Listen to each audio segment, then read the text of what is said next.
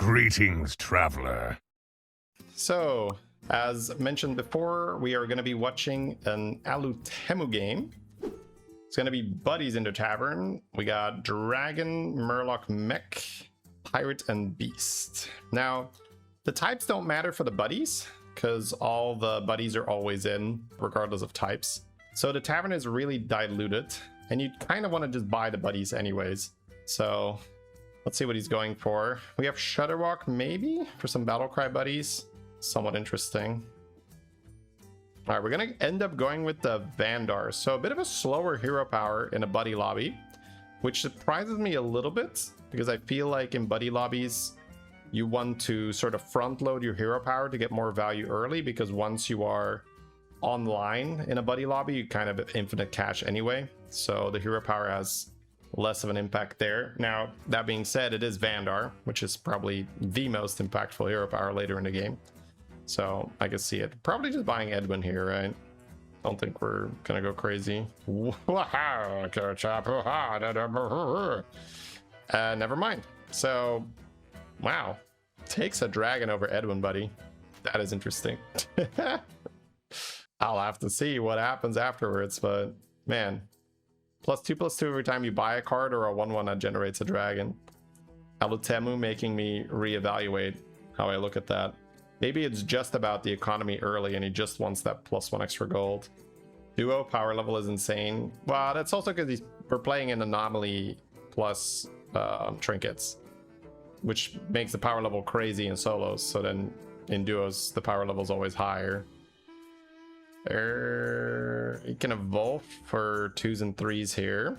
Kind of down for that, and then try to hit Reform Buddy on the 1s or a good 3, but could also just roll twice, honestly, to try and hit Reform Buddy. No, we'll take the evolve. Gets a Peggy, I guess. Try to do something with that. It's gonna hold the flag. Wow, okay. Yeah, I guess Peggy might be too awkward because you would have to buy another pirate. Yeah, that felt like a pretty sad round, but he does have his dragons. Ah, Varanus is in. Yeah, maybe that's the reason. Why is the power level higher in duos than in solos? You have 2 people building your board instead of 1 person. So think about it this way. If you have 2 people that are looking at shops and spending gold, you have twice the chance that you are going to find what someone needs for their build. So it's just, the power level is always going to be higher in duos. You can do stuff like, oh, I have a brand, I will just pass it to the Reno, and then the Reno can hero power the brand, and now there's a golden brand. It's just like, it's like silly stuff. So yeah, we did just buy the dragon, I guess, for a chance at Varanus, and we did get it. That's cool. Is that why they don't have the early cap? Yes. If there was early cap in duos, the game mode would be so incredibly degenerate.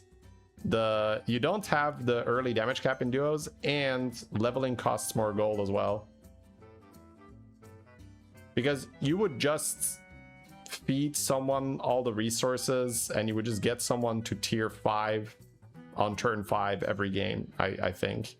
If the leveling cost was the same in duos as in solos, and the damage cap would be the same as well, then I think the norm would be you have 1 player on tier 5 on turn 5 every time. Okay, so we're gonna buy the chef here and evolve. Gets a chromie. Ooh, okay.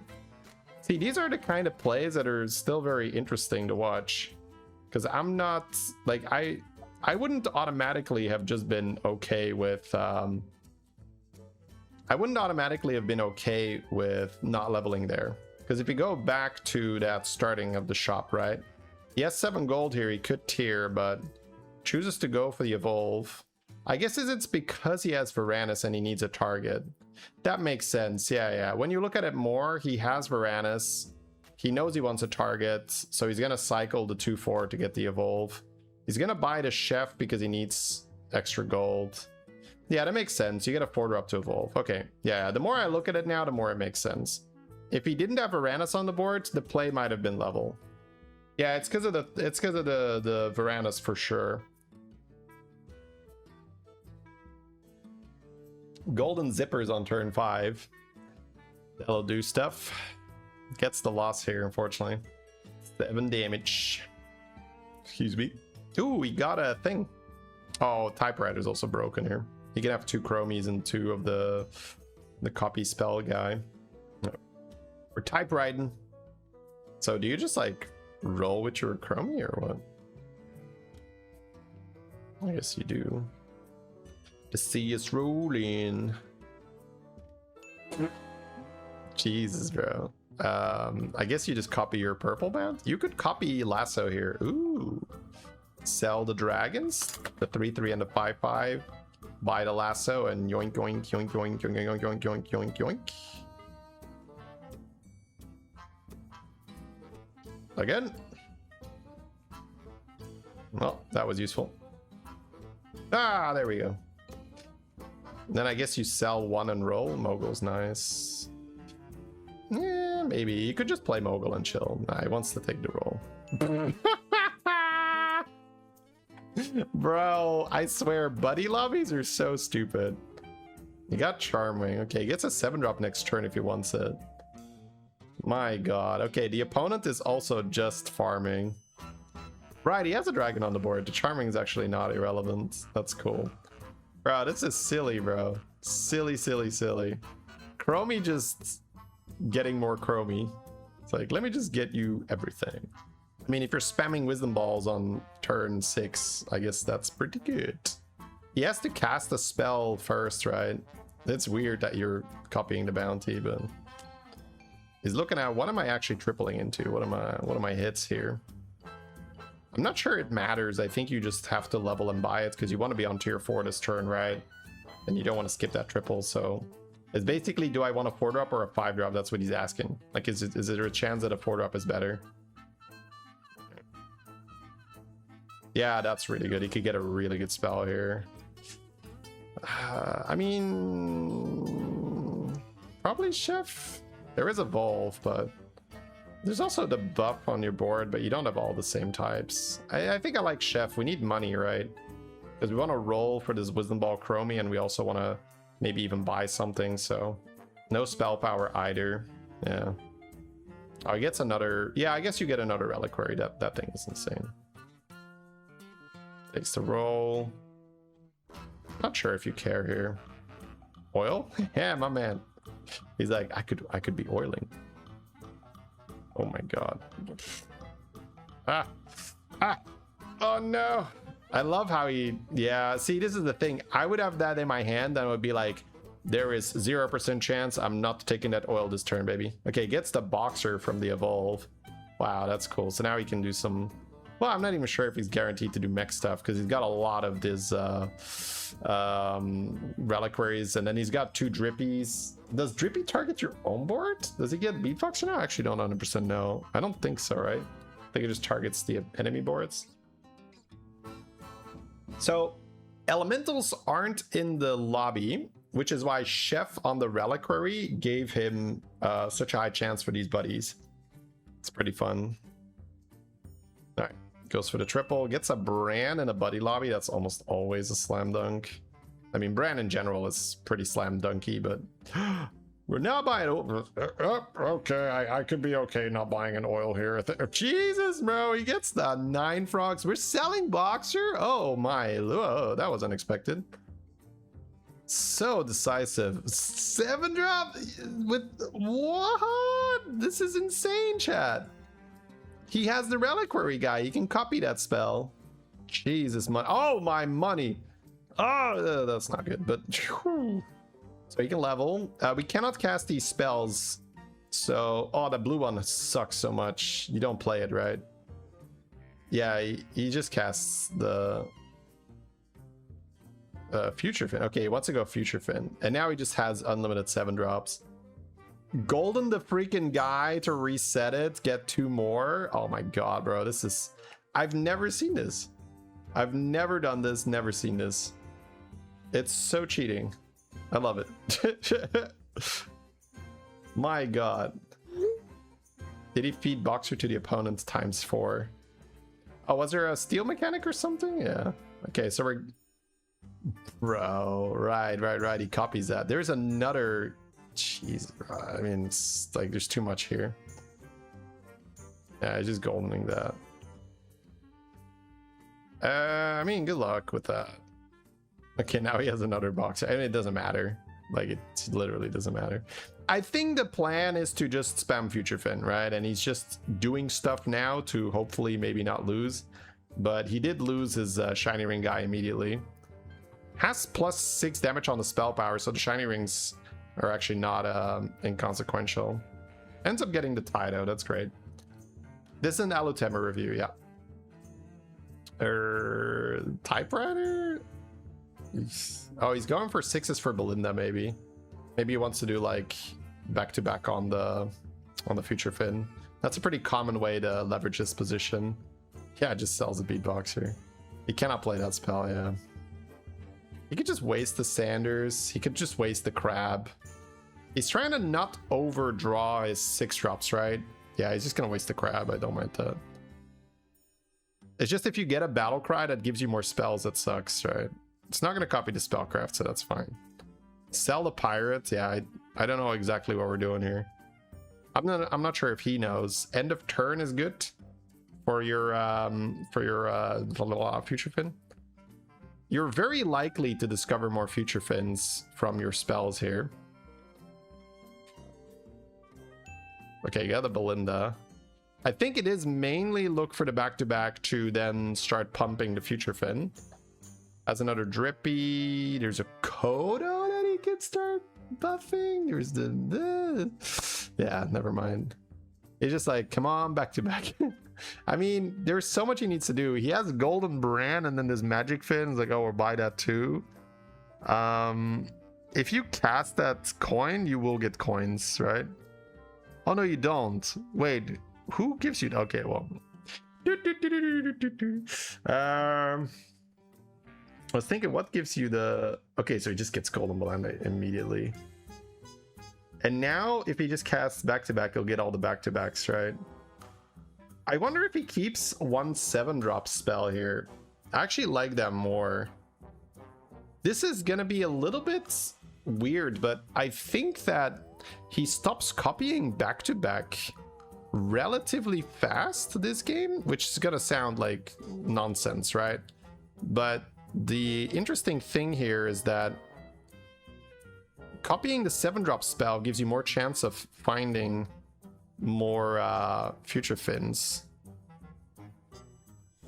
So I think once your first Future Fin is big enough, you actually start copying the Discovery spell, because that then gives you more Future Fin. And it's a little bit like AFK Buddy, where once you have the base stats, you just need to get more. So with AFK Buddy, you basically don't have to buff the AFK Buddy more, you just need to get more Mutinous, because then every time it buffs a 3-drop, you can just Mutinous that 3-drop on top of the AFK Buddy.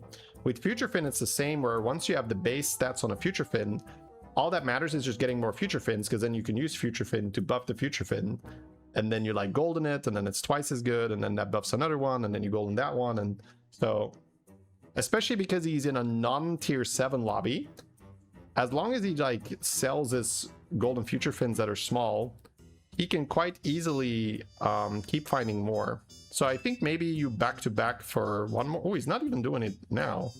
I thought he would back-to-back one more turn, but he's thinking, is it really good enough or not? Yeah, I'm actually not sure what is more, mathematically speaking, whether he should get the base stats high or he's not. Okay, so he copied back-to-back for 1 round, and that's it. Now he's already not that interested anymore. He just wants to get more Future Fins now, yep. Oh, he wants to buff the Future Fin with the Future Fin and not triple it this turn. Okay, fair. So, I mean, Nala can go, the Shiny Ring guy can go. We want to play that Lucifron. We can Golden Lucifron with the Sanders. Maybe that's what he was looking for, right? Just like, give me 1 Sanders here. And then the End of Turn Lady is also just fantastic. Maybe you can get more back-to-backs now with the End of Turn Lady. Yeah, I kind of like that. That's just free money with Belinda. Gets a lot of money here because his quest also completes, if he has the space for it. Oh, he didn't. Okay, that's not protected. That's not hand protected. Are we playing this coral? Are we cycling it? It's like, damn. Yeah, I think it's too early. Sells the brand. See, these are the things that I just can't do. I cannot sell a brand here, chat. I've got golden brand. I'm keeping it. All right. So sells brand to get 3 more spell power this turn, and he also just needs a flex slot next turn. Sells coral as well because he should be fine to win without it, and if he keeps coral on the board too early, it's going to really handicap his future scaling. Because if he keeps coral, it means he has to sell one of these reliquaries, or he can't farm the spell power or something. You get 7 minions from Drippy and you have 7 opponents, so no. Yeah, I guess that makes sense, yeah.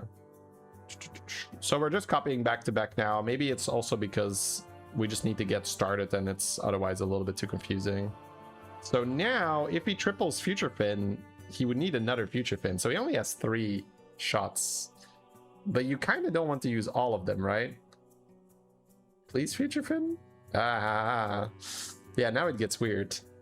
He has 1 more spell, but if he uses that spell, it would kind of have to be his last one of the turn so that the Harbinger gets more. Interesting. How does he navigate this now? Because what he would really want here is another Future Fin in his hand. So my guess would be that he ends on the tier 7 spell, because I think now he's actually done with back-to-back. I think now the tier 7 spell is his main currency. Like, I think we see him cast this and then end on this, right? Yeah, he got the Future Fin. Okay, that's obviously very good. So now he cannot cast that last back-to-back. He wants to have the tier 7 spell as his last spell played, so the Harbinger will get it back. I'm not sure if we have the hand space to hold this thing. Oh, he can just play it for this turn, yeah. Do not play overconfidence here, that would be bad. Ooh, how do we... Do you sell a reliquary to play that? It's kind of the same, right? You get 2... Yeah. You get 1 more if you play the Harbinger, but I kind of like just having it in the hand. Okay, he's gonna do it like this. Does that matter? Oh, he can sell the Gambler out of his hand next turn to make hand space, and he can't sell. Yeah, that's smart. Because hand space is a big currency for him. He needs to get enough hand space so that he doesn't overdraw any of these 7 drops.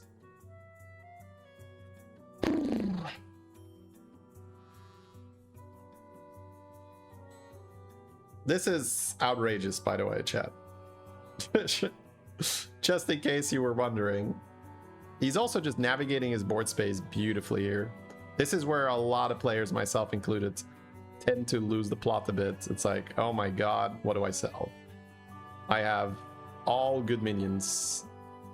But he is able to look at what matters and then do that, right? What matters is to get a big Future Fin and then to get more Future Fins. If you triple the Future Fin now, it gets weird. Another Sanders. So he's got Golden Harbinger times 2. Kind of silly. So he gets 9 cards. Yeah, I think he's done with back-to-back. I think he realizes that the back-to-back is no longer the premium here. Which means you can sell Belinda. Smart, too. That immediately frees up your board space, right? Yeah. I think I would just have something like, oh, Golden Belinda, but this is, yeah, also, not a lot of players would actually identify this. The reason why I'm able to identify is that I've seen Matsuri and Alutemu cycle through Future Fins quite often. Alutemu, I think more so, he's very good at that. So once you have a big base, adding more with back-to-back is actually slower than... Oh my god, that's a lot of Ravagers people have. Yeah. So once you have a big base on your Future Fin, getting bigger with back-to-back is actually kind of a waste of your time. Okay, he's actually selling a Harbinger here because he wants more Lucifron, because Lucifron also buffs the Future Fin. Yes, okay, smart. Okay, and then he casts that spell end of turn. So now the 1 Harbinger is gonna generate, oh, is that 2? So then 6, is it 8? Full hand, right? Yeah.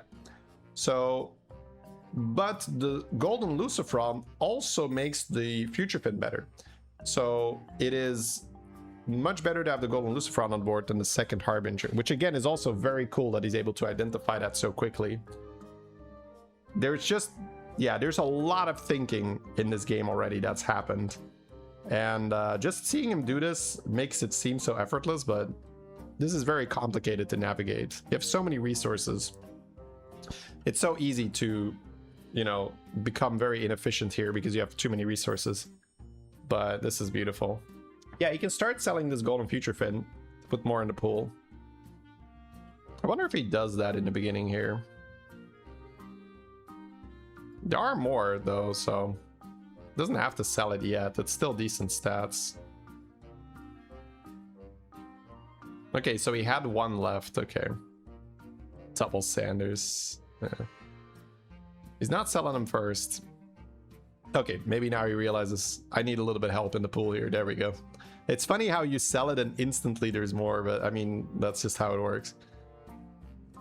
Or that's how it's supposed to work. I think at times it wasn't really working exactly like that. Gets the golden coral, taunts a Lucy, wisdom ball, because why not?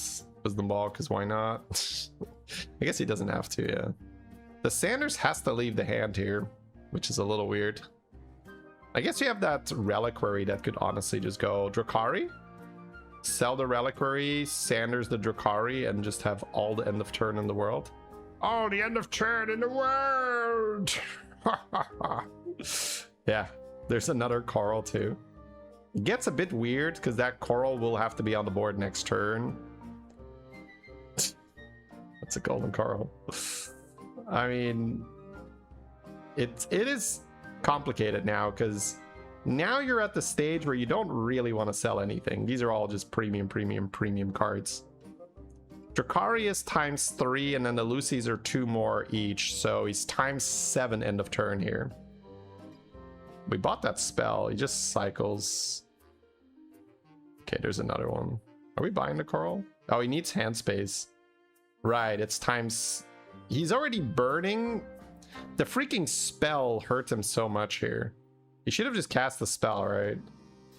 Did he have? Yeah, he had a 7-drop to end on, right? Yeah, okay. Jeez, what are these numbers even, bro? What are these numbers? What are these corals? I can't read them anymore. What, they smack something? How much is he at? I see 17. Is it 107,000? Is it 17 million? I don't know, bro. It's a lot. It's probably 17 mil, yeah. You think Alutemu might win this? I think you might be onto something here. To the untrained eye, this is actually very difficult to see, but Alutemu is in a pretty good position here.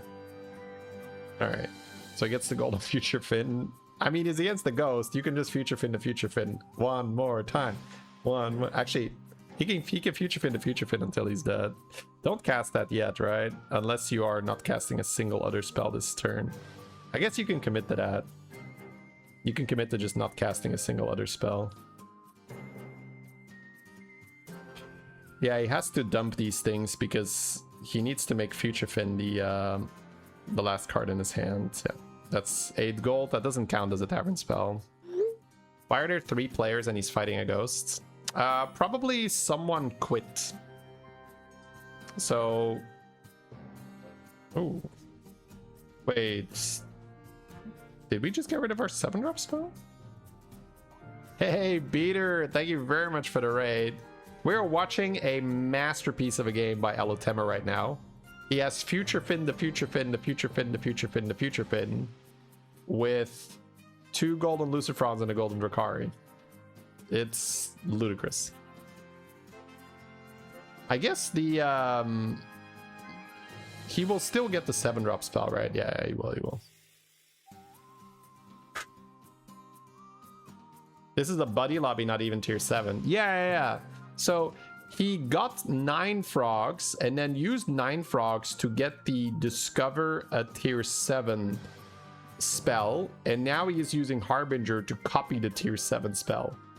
It's actually just, it's so brilliant. Never seen this.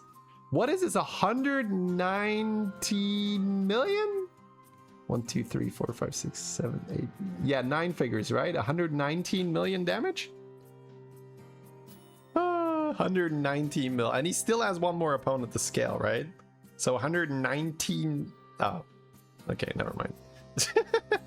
My disappointment is immeasurable. My day is ruined. Oh man, we got robbed.